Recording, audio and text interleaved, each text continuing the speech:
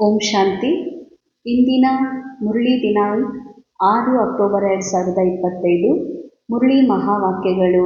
मीठे बच्चे, श्रीमत पर भारत को स्वर्ग बनाने की सेवा करनी है। पहले स्वयं निर्विकारी बनना है, फिर दूसरों को कहना है। ಮಧುರ ಮಕ್ಕಳೇ, ಶ್ರೀಮತ ಅನುಸಾರ ಈ ಭಾರತವನ್ನು ಸ್ವರ್ಗ ಮಾಡುವಂತಹ ಸೇವೆ ಮಾಡಬೇಕಾಗಿದೆ. ಮೊದಲು ತಾವು ಸ್ವಯಂ ನಿರ್ವಿಕಾರಿಗಳಾಗಬೇಕು, ನಂತರ ಬೇರೆಯವರಿಗೂ ಹೇಳಬೇಕಾಗಿದೆ. ಶ್ರೀಮತ್ ಅನುಸಾರ ಭಾರತ ಅರ್ಥಾತ್ ಸಂಪೂರ್ಣ ಜಾಗೃತಗೊಂಡಿರುವಂತಹ ಆತ್ಮಗಳ ಭೂಮಿ ಭಾರತ. ಸೊ ಶ್ರೀಮತ್ ಅನುಸಾರ ಭಾರತವನ್ನ ಸ್ವರ್ಗ ಅರ್ಥಾತ್ ಸಂಪೂರ್ಣ ಜಾಗೃತವುಳ್ಳ ಆತ್ಮರನ್ನಾಗಿ ಮಾಡಬೇಕು ಅಂದರೆ ಮೊದಲು ಶ್ರೀಮತ ಪಾಲಿಸಬೇಕು. ಶ್ರೀಮತ ಯಾವುದು? ದೇಹದ ಭಾನದಿಂದ ಪರೆ, ರೋಲ್ನಿಂದ ಡಿಟ್ಯಾಚ್ ಆಗಿ ಆತ್ಮದ ಸತ್ಯ ಸ್ಮೃತಿಯಲ್ಲಿ ಇರುವುದೇ ಇದು ಮೊದಲನೇ ನಂಬರ್ 1 ಶ್ರೀಮತ ಆಗಿದೆ. ಶ್ರೀಮತನುಸಾರ ಭಾರತ ಸ್ವರ್ಗ ಮಾಡೋದು ಅರ್ಥಾತ್ ಭಾರತ ಸ್ವರ್ಗ ಮಾಡೋದು ಅಂದರೆ ಬಂಗಾರದ ಮೆಹಲ್ಗಳು, ಎಲ್ಲ ರೀತಿಯಿಂದ ಸಿಸ್ಟಮೆಟಿಕ್ ಸಾಮಾಜಿಕ ವ್ಯವಸ್ಥೆ, ಹೊರಗಿನ ಸ್ಥೂಲ ಮಾತಿನ ಸ್ವರ್ಗದ ಬಾಬಾ ಮಾತುಗಳನ್ನು ಹೇಳ್ತಾ ಇಲ್ಲ. ಸ್ವರ್ಗ ಅರ್ಥಾತ್ ಒನ್ನೆಸ್ ಅರ್ಥಾತ್ ನಾ ಸ್ವಯಂ ಆತ್ಮ ಇರುವ ಕಾನ್ಷಿಯಸ್, ಹಾಗೆ ಎಲ್ಲರ ಕ್ಯಾರೆಕ್ಟರ್ ಒಳಗೆ ಸತ್ಯ ಆತ್ಮ ಸ್ವರೂಪವನ್ನು ನೋಡುವಂತಹ ಕಾನ್ಷಿಯಸ್. ಯಾವಾಗ ಈ ಸೋಲ್ ಕಾನ್ಷಿಯಸ್ನ ಸತ್ಯ ಸ್ವರೂಪ ನನ್ನೊಳಗೂ ಎಲ್ಲರೊಳಗೂ ಎಲ್ಲರನ್ನ ಸಮಾನವಾಗಿ ನೋಡುವಂಥ ಭಾವನೆ ಇದೆಯೋ ಅದು ಸ್ವರ್ಗ. ಹಾಗೂ ಆತ್ಮ ತನ್ನ ಮೂಲ ಸಂಪನ್ನ ಸಂಪೂರ್ಣ ಸ್ವರೂಪದಲ್ಲಿ ಸ್ಥಿತ ಆಗಿರುವಂತಹ ಒಂದು ಏನು ಅವಸ್ಥಾ ಇದೆ, ಸ್ಥಿತಿ ಇದೆ, ಅದು ಸ್ವರ್ಗ. ಅದನ್ನು ಅಲ್ಲಿ ಹೋಗಿ ಅಲ್ಲ, ಇಲ್ಲಿಯೇ ಮಾಡಬೇಕಾಗಿದೆ. ಇದೇ ಸಮಯದಲ್ಲಿ, ಇದೇ ಮನದಲ್ಲಿ ಆ ಸಂಪೂರ್ಣ ಸ್ವರ್ಗದ ಏಕತೆಯ, ದಿವ್ಯತೆಯ, ಸಂಪೂರ್ಣತೆಯ ಅನುಭವವನ್ನು ಆತ್ಮ ಇಲ್ಲಿಯೇ ಮಾಡಬೇಕಾಗಿದೆ. ಇದಕ್ಕೆ ಭಾವಾಂತರ ಸ್ವರ್ಗ ಸ್ಥಾಪನೆ. ಅದಕ್ಕಾಗಿ ಮೊದಲು ನಿರ್ವಿಕಾರಿ ಆಗ್ರಿ, ನಂತರ ಬೇರೆಯವರಿಗೂ ಹೇಳ್ರಿ. ನಿರ್ವಿಕಾರಿ ಆಗ್ರಿ ಅರ್ಥಾತ್ ನಾನು ನಿರ್ವಿಕಾರಿ ಇದ್ದೀನಿ ಅನ್ನುವ ಸ್ಮೃತಿ. ಕ್ಯಾರೆಕ್ಟರ್ ವಿಕಾರಿ ಇರ್ಬೋದು, ಅದು ಡ್ರಾಮಾದ ಸ್ಕ್ರಿಪ್ಟ್ ಅನುಸಾರ ಕ್ಯಾರೆಕ್ಟರಲ್ಲಿ ವಿಕಾರ ತುಂಬಿದೆ. ಹಾಗೆ ಎಲ್ಲರೊಳಗೂ ಡ್ರಾಮಾ ಅನುಸಾರ ಎಲ್ಲರ ಕ್ಯಾರೆಕ್ಟರಲ್ಲಿ ಅವರ ಕ್ಯಾರೆಕ್ಟರ್ನ ಮೈಂಡ್ ಒಳಗೆ ವಿಕಾರ ತುಂಬಿರ್ಬೋದು. ಆದರೆ ಎಲ್ಲ ಆತ್ಮರು ನಿರ್ವಿಕಾರಿ ಇದ್ದಾರೆ. ಸ್ವಯಂ ನಾನೂ ನಿರ್ವಿಕಾರಿ ಆತ್ಮ, ಇದೆಲ್ಲ ಡ್ರಾಮಾದ ರೋಲಿಂದ ಭಿನ್ನ ಇದೀನಿ ಅನ್ನುವಂತಹ ಸತ್ಯ ಅರಿಯುವುದೇ ನಿರ್ವಿಕಾರಿಯಾಗೋದು. ಮೊದಲು ನೀವು ನಿರ್ವಿಕಾರಿಯಾಗ್ರಿ, ಬೇರೆಯವರಿಗೂ ಕೂಡ ಹೇಳ್ರಿ ಅಂತಾರೆ ಬಾಬಾ. ಪ್ರಶ್ನೆ: तुम महावीर बच्चों को किस बात की परवाह नहीं करनी चाहिए? सिर्फ कौन सी चेकिंग करते स्वयं को संभालना है? ತಾವು ಮಹಾವೀರ್ ಮಕ್ಕಳು ಯಾವ ಒಂದು ಮಾತಿನ ಯಾವುದೇ ಚಿಂತೆ, ಯಾವುದೇ ಆ ಲಕ್ಷ್ಯವನ್ನು ಇಡುವ ಅವಶ್ಯಕತೆ ಇಲ್ಲ. ಕೇವಲ ಯಾವ ಒಂದು ಮಾತಿನ ಚೆಕಿಂಗನ್ನು ಮಕ್ಕಳು ಮಾಡ್ಕೋತಾ ಇರಬೇಕು. उत्तर: अगर कोई पवित्र बनने में विघ्न डालता है तो तुम्हें उसकी परवाह नहीं करनी है. ಅಂಡರ್ಲೈನ್: ಯಾರಾದರೂ ಪವಿತ್ರ ಆಗೋ ವಿಷಯದೊಳಗೆ ಬೇರೆ ಯಾರಾದ್ರೂ ವಿಘ್ನ ಹಾಕ್ತಾರೆ ಅಂತಂದರೆ ಬಾಬಾ ಹೇಳ್ತಾರೆ ಚಿಂತೆ ಮಾಡಬೇಡ್ರಿ. ಯಾಕೆ ಚಿಂತೆ ಮಾಡಬೇಡ್ರಿ? ಪವಿತ್ರತಾ ಸ್ಥೂಲ ರೂಪದಲ್ಲಿ ಇಲ್ಲ, ಪವಿತ್ರತೆ ಆಂತರಿಕ ಇದೆ, ಬಹಳ ಸೂಕ್ಷ್ಮ ಇದೆ. ನಾ ಆತ್ಮ ಇರುವುದೇ ಸಂಪೂರ್ಣ ಪಾವನ್, ಸಂಪೂರ್ಣ ಪವಿತ್ರ ಇದ್ದೀನಿ. ನಾ ಆತ್ಮ ಸಂಪೂರ್ಣ ಪವಿತ್ರ ಇದ್ದೀನಿ ಅಂದಮೇಲೆ ಇದರಲ್ಲಿ ವಿಘ್ನ ಯಾರೇ ಹಾಕ್ತಾರಂದ್ರೆ ಡ್ರಾಮಾ ಅನುಸಾರ, ಸ್ಕ್ರಿಪ್ಟೆಡ್ ಡ್ರಾಮಾ ಅನುಸಾರ ಭಲೆ ವಿಘ್ನ ಹಾಕಿದ್ರು, ಅವರು ನಾಟಕದಲ್ಲಿ ಹಾಕ್ತಾ ಇದ್ದಾರೆ. ಅವರು ವಿಘ್ನ ನನ್ನ ಆತ್ಮನಿಗೆ ಹಾಕೋದಕ್ಕೆ ಎಂದಿಗೂ ಸಾಧ್ಯವಿಲ್ಲ. ಹೀಗಾಗಿ ಯಾವುದ್ರ ಬಗ್ಗೆನೂ ತಲೆ ಕೆಡಿಸ್ಕೊಳ್ಬೇಡ್ರಿ ಅಂತಾರೆ ಬಾಬಾ. ಕೇವಲ ಒಂದು ಚೆಕಿಂಗ್ ಮಾಡ್ಕೊಳ್ರಿ, ನಾನು ಮಹಾವೀರ್ ಇದ್ದೀನೇನು. ಮಹಾವೀರ್ ಅರ್ಥಾತ್ ಕ್ಯಾರೆಕ್ಟರ್ನ ರೂಪದಲ್ಲಿ, ರೋಲ್ ಒಳಗೆ ಮಹಾವೀರ್ ಅಲ್ಲ.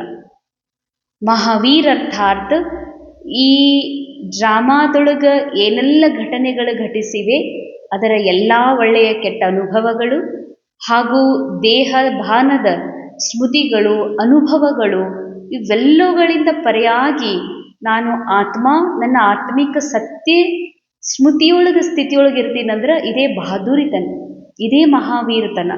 ಈ ಮಹಾವೀರತನ, ಈ ಆತ್ಮಿಕ ಸ್ಥಿತಿಯಲ್ಲಿರುವ ಡ್ರಾಮಾದಿಂದ ಪರೆಯಾಗುವ ಅಭ್ಯಾಸ ಇದೇ ಏನು ಅಂತ ನೋಡ್ಕೊಡ್ರಿ.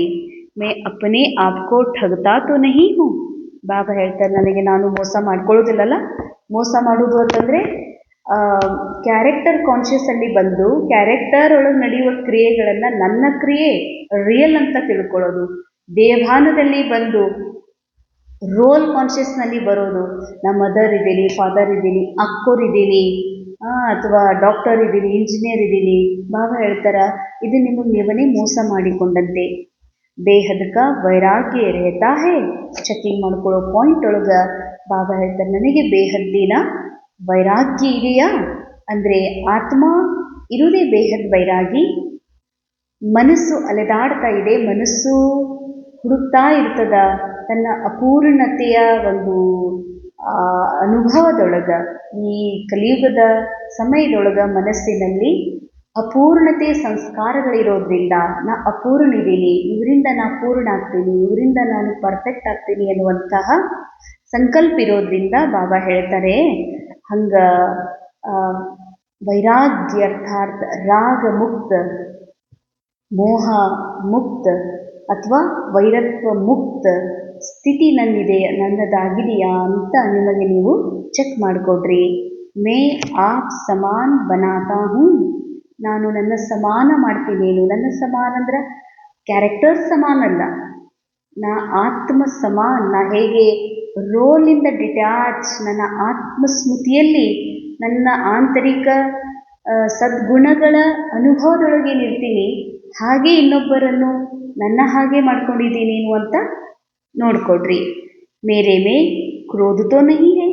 ಅಂಡರ್ಲೈನ್, ನನ್ನೊಳಗೇನ್ರಿ ಕ್ರೋಧ ಅದ ಏನು? ಯಾಕೆ ನಾವು ಅನೇಕ ಬಾರಿ ಅನ್ಕೋತೀವಿ, ಅಕಸ್ಮಾತ್ ಅಂತ ಘಟನೆ ಘಟಿಸ್ತು, ಈ ಕ್ಯಾರೆಕ್ಟರ್ ಮೂಲಕ ಕ್ರೋಧದ ಒಂದು ಘಟನೆ ಘಟಿಸ್ತು ಅಂತಂದ್ರೆ, ಒಂದು ವೇಳೆ ನಾನೇ ಕ್ರೋಧ ಮಾಡಿದೆ ಅಂತೀರಂದ್ರೆ ಇದು ಕ್ರೋಧ. ಕ್ಯಾರೆಕ್ಟರ್ ಕ್ರೋಧ ಮಾಡಿದೆ, ನಾನು ಕ್ರೋಧ ಮುಕ್ತ ಶಾಂತ ಆತ್ಮ ಇದೀನನ್ನುವಂಥ ಸ್ಮೃತಿಯೇ ಕ್ರೋಧ ಮುಕ್ತ ಸ್ಥಿತಿ. ಅಂದಮೇಲೆ ಚೆಕಿಂಗ್ ಮಾಡಿಕೊಡ್ರಿ. ಜೋ ದೂಸರೋಂ ಕೋ ಕೆಹತಾ ಹೂँ ವಹ ಖುದ್ ಮೇ ಭೀ ಕರ್ತಾ ಹೂँ. ಅಂಡರ್ಲೈನ್, ಯಾವುದನ್ನ ಈ ಕ್ಯಾರೆಕ್ಟರ್ನ ಮೂಲಕ ಇನ್ನೊಬ್ಬರಿಗೆ ನಾನು ತಿಳಿಸಿ ಹೇಳ್ತೀನಂದರೆ ಆ ಒಂದು ಅಭ್ಯಾಸ, ಆ ಸ್ವರೂಪ, ಆ ಸತ್ಯದ ಅನುಭವ ನನ್ನಲ್ಲಿದೆಯಾ ಅಂತ ನಿಮಗೆ ನೀವು ನೋಡ್ಕೊಳ್ರಿ ಅಂತಾರೆ ಬಾಬಾ. ಈ ರೀತಿ ತಮ್ಮನ್ನು ತಾವು ಸದಾ ಚೆಕಿಂಗ್ ಮಾಡ್ಕೊಳ್ತಾ ಇರಬೇಕು. ಧಾರಣೆಗಾಗಿ ಮುಖ್ಯ ಸಾರ್ ಮೊದಲೇದು, ಸದಾ ಇಸಿ ನಶೆ ವ ಖುಷಿ ಮೇ रहना है कि हम 21 जन्मों के लिए बेहद बाबा के वारिस बने हैं. ಸದಾ ಈ ಖುಷಿಯಲ್ಲಿರಬೇಕು. ನಾವು 21 ಜನ್ಮಕ್ಕಾಗಿ ಬೇಹದ್ದಿನ ತಂದೆಯ ವಾರಿಸ್ ಮಕ್ಕಳಾಗಿದ್ದೇವೆ ಅಂತ. 21 ಜನ್ಮಕ್ಕಾಗಿ ಅಂದರೆ ಒಂದು ಅರ್ಧ ಕಲ್ಪಕ್ಕಾಗಿ ಈ ಸೃಷ್ಟಿ ನಾಟಕದಲ್ಲಿ ರೋಲ್ನಲ್ಲಿ ನಾವು ಆತ್ಮ ಬೇಹದ್ದಿನ ತಂದೆಯ ಸರ್ವ ಆಸ್ತಿಗೆ ಅಧಿಕಾರಿಯಾಗಿರ್ತೀವಿ. ಅರ್ಥಾತ್ ಭಾವನಲ್ಲಿರುವಂಥ ಸಂಪನ್ನತೆ, ಭಾವನಲ್ಲಿರುವಂಥ ಪ್ರೇಮ ಅದೆಲ್ಲವೂ ನನ್ನ ಆತ್ಮನೊಳಗೂ ಇರ್ತದೆ. ಅದಕ್ಕಾಗಿ ಭಾವನ ಆಸ್ತಿಗೆ ನಾವು ವಾರಿಸ್ ಆಗ್ತೀವಿ. ಜಿನ್ಕೆ ವಾರಿಸ್ ಬನೆ ಹೇ ಉನ್ಕೋ ಯಾದ್ ಭೀ ಕರ್ನಾ ಹೇ. 21 ಜನ್ಮಕ್ಕೆ ವಾರಿಸ್ ಆಗ್ತೀವಿ, ಆದರೆ ಇನ್ನುಳಿದ 20 ಜನ್ಮಗಳಲ್ಲಿ ನಾವು ತಂದೆ ನೆನಪಿನಲ್ಲಿ ಇರೋದಿಲ್ಲ. ಅಂದಮೇಲೆ ಇದು ಒಂದು ಜನ್ಮ. ನಾವು ಸದಾ ತಂದೆಯ ಪರಮಾತ್ಮ ಯಾರು ನನಗೆ ತನ್ನ ಸಮಾನ ಮಾಡ್ಕೊಂಡಿದ್ದಾರೋ ತಮ್ಮ ಸತ್ಯ ಜ್ಞಾನದಿಂದ, ಯಾರು ನನ್ನನ್ನು ತನ್ನ ಸಮಾನ ಸತೋ ಗುಣಿಯನ್ನಾಗಿ ಮಾಡ್ಕೊಂಡಿದ್ದಾರೆ, ಸಾಗರನ್ನಾಗಿ ಮಾಡ್ಕೊಂಡಿದ್ದಾರೆ, ಅವರನ್ನು ಸದಾ ನೀವು ಈ ಸಮಯದಲ್ಲಿ ನೆನಪು ಮಾಡಬೇಕು ಅಂತಾರೆ ಬಾಬಾ. ತೋ ಅವ್ರ ಪವಿತ್ರ ಭೀ ಜರೂರ್ ಬನ್ನ ಹೇ. ಪವಿತ್ರ ಅರ್ಥಾತ್ ನಾನಿರುವುದೇ ಪವಿತ್ರ ಆತ್ಮ ಎನ್ನುವ ಸದಾ ಸ್ಮೃತಿಯಲ್ಲಿ ಇರಬೇಕಾಗಿದೆ. ರೋಲಿಂದ ಡಿಟ್ಯಾಚ್, ಕ್ಯಾರೆಕ್ಟರ್ನ ಅನುಭವಗಳಿಂದ ಡಿಟ್ಯಾಚ್ ಆಗಿರೋದೇ ಪವಿತ್ರರಾಗಿರೋದು.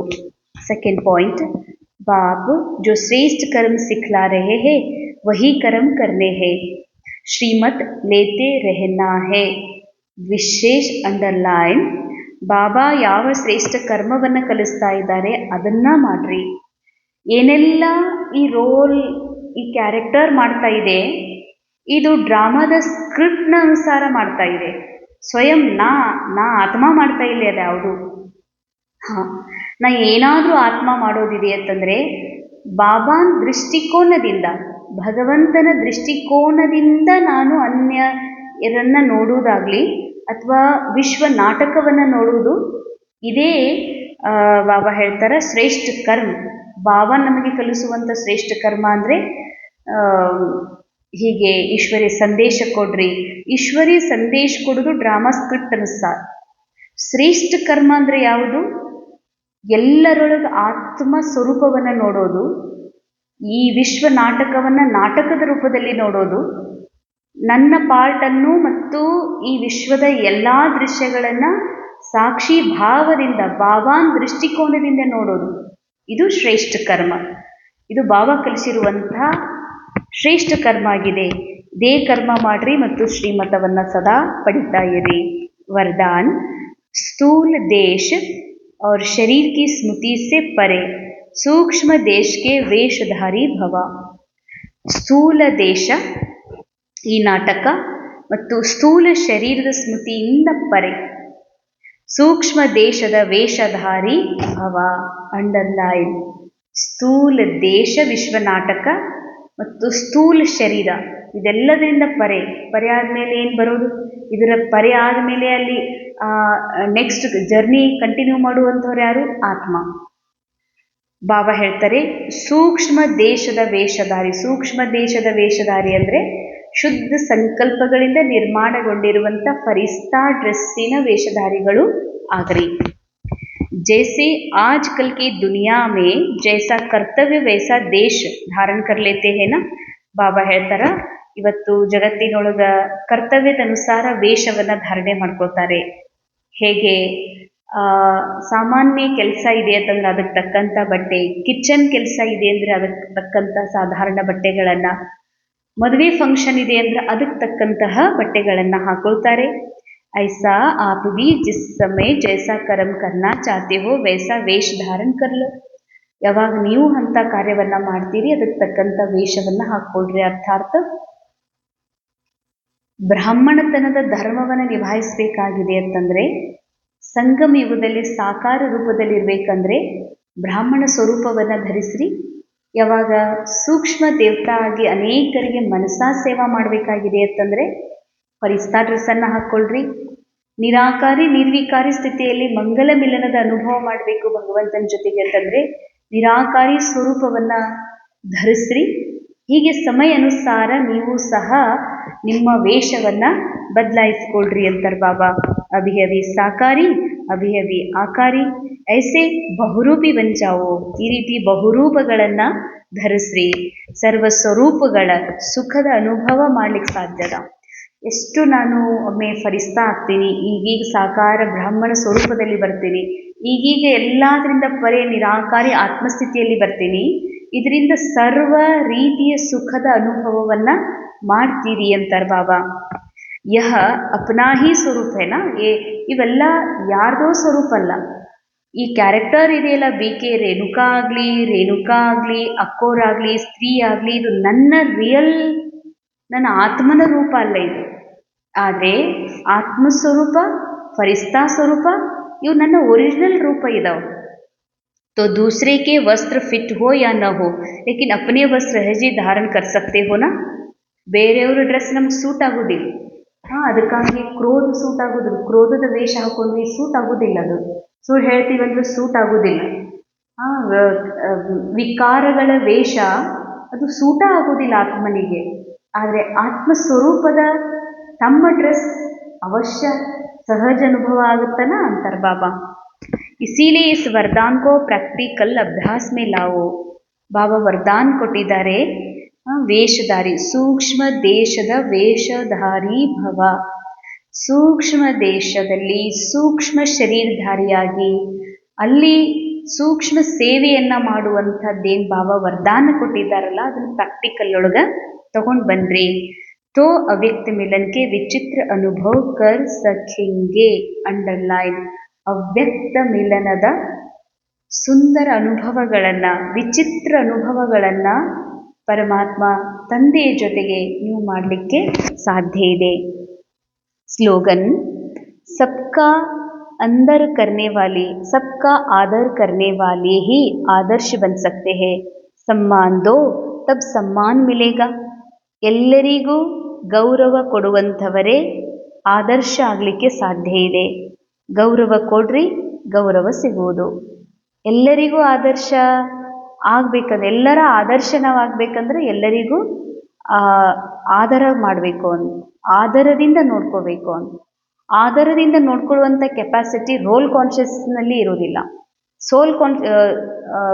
ಕ್ಯಾರೆಕ್ಟರ್ ಕಾನ್ಷಿಯಸ್ನಲ್ಲೂ ಇರೋದಿಲ್ಲ. ನನಗೆ ಇವ್ರು ಹೀಗಂದ್ರು ಮಾಡಿದ್ರು ಅಂತ ಮನಸ್ಸು ಬೇಗನೆ ನಿಂತ್ಕೊಂಡ್ಬಿಡ್ತದೆ. ಬಾಬಾ ಹೇಳ್ತಾರೆ, ಸೋಲ್ ಕಾನ್ಷಿಯಸ್ ಸ್ಥಿತಿಯಲ್ಲಿದ್ದಾಗ ಮಾತ್ರ ಇದು ಸಾಧ್ಯ. ಏನಂತ, ಎಲ್ಲರೂ ಕ್ಯಾರೆಕ್ಟರ್ ಒಳಗೆ ತಮ್ಮ ಒಂದು ವಿಭಿನ್ನ ಕ್ಯಾರೆಕ್ಟರನ್ನು ಧರಿಸಿದ್ರು, ಯಾವುದೇ ಥರದ ರೋಲನ್ನು ಪ್ಲೇ ಮಾಡ್ತಾ ಇದ್ರು, ಇವರು ಆತ್ಮ ಇದ್ದಾರನ್ನುವಂಥ ಸತ್ಯ ಅರಿತು ಆಗ ಆ ಆತ್ಮಕ್ಕೆ ರೆಸ್ಪೆಕ್ಟ್ ಕೊಡಲಿಕ್ಕೆ ಸಾಧ್ಯ ಇದೆ. ಅಂದರೆ ಆತ್ಮಸ್ಥಿತಿಯಲ್ಲಿ ಇದ್ದಾಗ ಇನ್ನೊಬ್ಬ ಆತ್ಮ ನಮಗೆ ಕಾಣಿಸ್ತಾರ. ಇದೇ ಆದರ, ಇದೇ ಗೌರವ. ಈ ಗೌರವ ಕೊಟ್ಟಾಗ ಅವಶ್ಯ ನೀವು ಗೌರವಕ್ಕೆ ಪಾತ್ರರಾಗ್ತೀರಿ ಅಂತಾರೆ ಬಾಬಾ. व्यक्ति इशारे स्वयं और सर्व के प्रति मनसा द्वारा योग की शक्तियों का प्रयोग करो.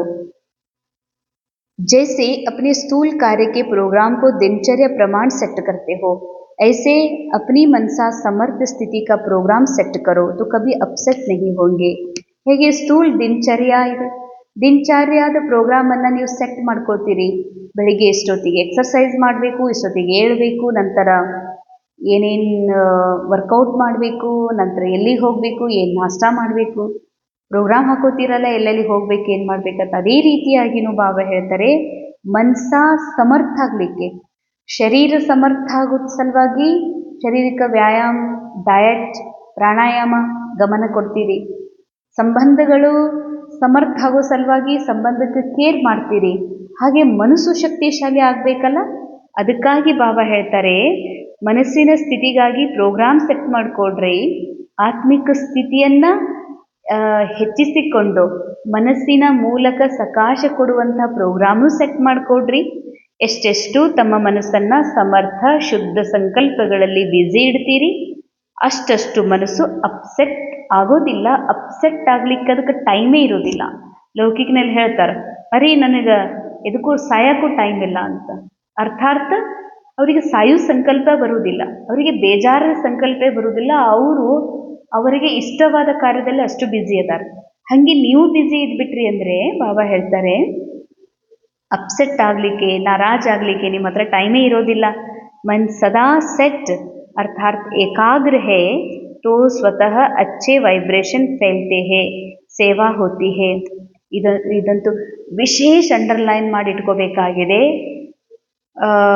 ಮನಸ್ಸು ಸೆಟ್ ಇತ್ತಂದ್ರೆ ಬಾಬಾ ಹೇಳ್ತಾರೆ, ಈ ಮನಸ್ಸು ಬಾಬನ್ ಮಹಿಮೆಯಲ್ಲಿ ಮುಳುಗಿತ್ತು ಅಂದ್ರ, ಅಥವಾ ಈ ಮನಸ್ಸು ಆತ್ಮನ ದಿವ್ಯ ಸ್ವರೂಪದಲ್ಲಿ ಸದ್ಗುಣದಲ್ಲಿ ಅನುಭವ ಮಾಡ್ತಿತ್ತು ಅಂದ್ರ, ಸೆಟ್ ಇತ್ತು ಅಂದ್ರ ಏಕಾಗ್ರಿದೆ ಅಂತ ಅರ್ಥ. ಏಕಾಗ್ರಿದೆ ಅಂದ್ರೆ ಸ್ವತಃ ವೈಬ್ರೇಷನ್. ನಾವು ವೈಬ್ರೇಷನ್ ಹಿಂಗೆ ತೆಗೆದು ಕೊಡುವ ಅವಶ್ಯಕತೆ ಇಲ್ಲ ಯಾರಿಗೂ. ಆಟೋಮೆಟಿಕ್ ಆತ್ಮಸ್ಥಿತಿಯೊಳಗೆ ಸತ್ಯ ಸ್ವರೂಪದಲ್ಲಿ ವೈಬ್ರೇಷನ್ ತಾನಾಗಿ ಹೋಗ್ತವ. ಇದು ರಿಯಲ್ ಸೇವಾ ಆಗಿದೆ. ಓಂ ಶಾಂತಿ.